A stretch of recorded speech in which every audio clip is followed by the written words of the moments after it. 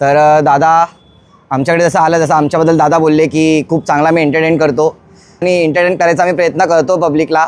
आणि एका कलाकाराला अजून काय हवं आहे तेच तर हवं असतं की आम्हाला चांगला प्रतिसाद मिळावा प्रेक्षकांकडनं.